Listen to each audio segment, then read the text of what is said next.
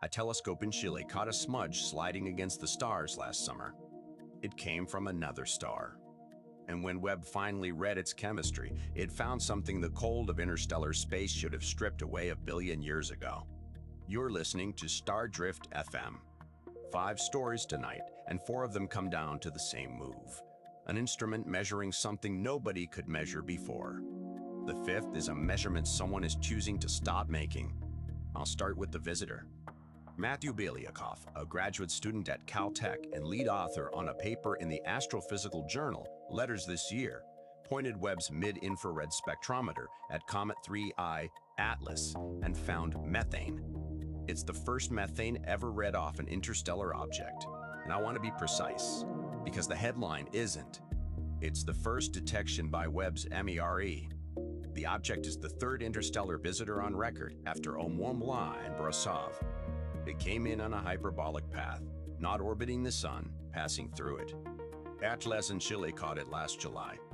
It rounded the sun in late October, just inside the orbit of Mars, and it's on its way back out now, never to return. Here's the part that isn't in the headline, and it's the one that matters. The methane showed up late.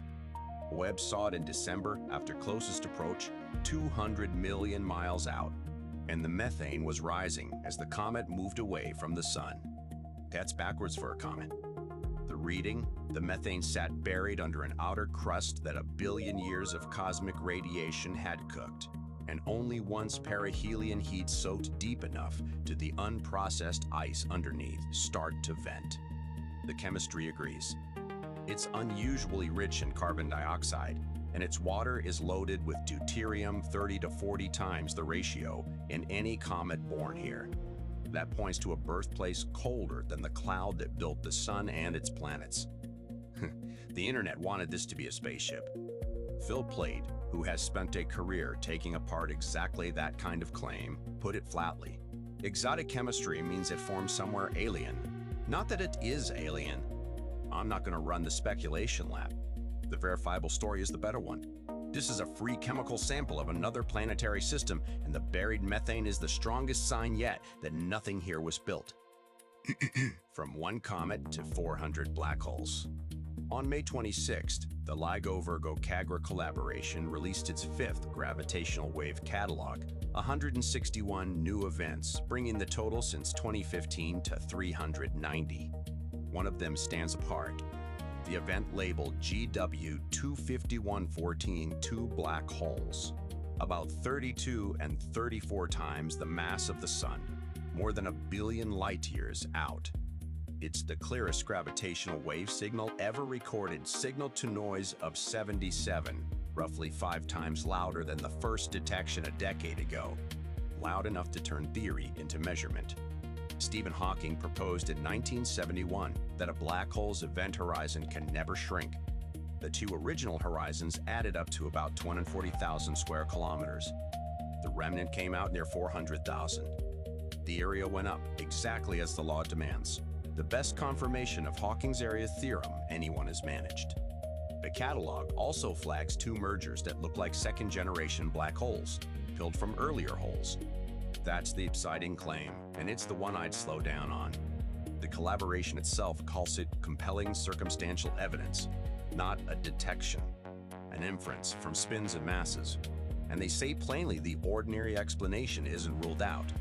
The clean result here is the area theorem. The second-generation story is a hypothesis wearing a press release. Last week, I walked through NASA's moon base blueprint, and I flagged one line in it: Artemis 3 is no longer a moon landing. This week, the agency put a date on what comes next. On June 9th, NASA names the 4 astronauts assigned to Artemis 3. Here's what those 4 people are being assigned to. Artemis 3 was sold for years as the return to the surface, the first woman, the first person of color to walk on the moon. As of this spring, it's a rendezvous and docking test in low Earth orbit, 460 kilometers up, where Orion practices docking with unscrewed lander prototypes from SpaceX and Blue Origin. The landing itself slid to Artemis 4. The reason isn't a secret if you read the right document. NASA's own Inspector General found the Starship lander at least 2 years behind. so the flight gets rescoped to something the hardware can do today. And there's a tell in the rocket. This SLS flies without its upper stage. A mass spacer takes its place, because a flight that never leaves Earth orbit doesn't need the translunar engine. That stage is being saved for Artemis 4. Eric Berger at Ars Technica has tracked this slip for years. My read naming a crew is good optics, and the crew is real. But assigning the next moonwalkers to an Earth orbit checkout is the program admitting the landers. Set the schedule now, not the rocket, not the calendar. Quieter and farther out. China has a spacecraft about to catch up with a piece of the moon. Maybe. Tiangong 2 launched a year ago. On June 7th, it slips into orbit around a small near-Earth asteroid called Comet, one of a handful of quasi-moons rocks that loop along with Earth without ever being captured. This one is 40 to 100 meters across, and its spectrum matches lunar rock. The leading idea is that it's a fragment thrown off the moon a few million years ago. The plan is to survey it down to a few hundred meters, then sample two ways, touch and go, and for the first time on an asteroid, anchor and attach, legs that grip while a drill works. Target, 100 grams back in the Gobi Desert in 2020-27.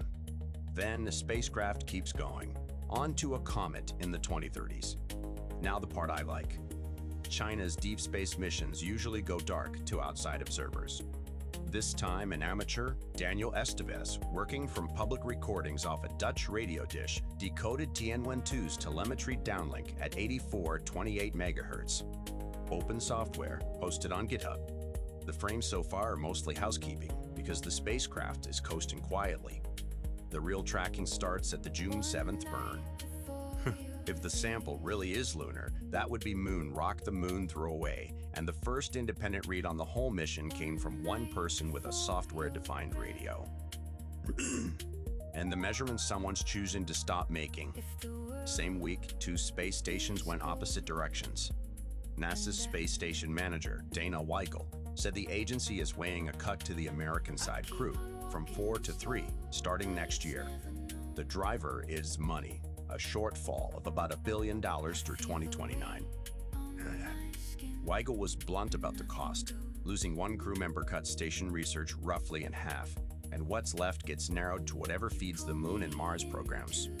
The full request takes about $500 million off the station in 1 year. Congress is fighting it, $24.4 billion on the table, and a vote to fly the station to 2032. So this is a choice, not a verdict, and it isn't settled. Meanwhile, on May 24th, China launched Shenzhou 23 to its Tiangong station. 3 crew, including the first astronaut from Hong Kong, to begin its first year-long stay. The stated goal is exactly the long-duration human research NASA is about to pare back. How a body holds up across a year, the data a Mars trip needs. Casey Dreyer at the Planetary Society has made this point through budget fight after budget fight. The damage isn't only the cut, it's the uncertainty. One station is stretching its missions longer. The other is arguing over whether it can afford a 4th seat. I'm not going to turn that into a flag-waving contest. The ISS still flies 6. But the capability NASA is trimming is the one its rival just leaned into. 5 stories. 4 of them are instruments reaching past what could be measured a year ago.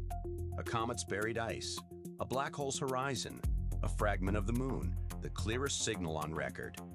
The 5th is a budget line deciding how long the looking continues. The instruments stopped being the limit. The choices didn't. Back next week.